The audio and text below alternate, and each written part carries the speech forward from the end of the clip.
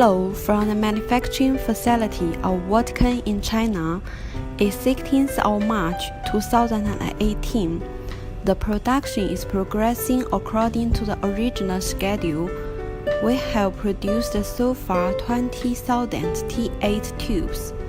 The next shipment of 22,000 tubes light will leave from the factory 20th of March 2018.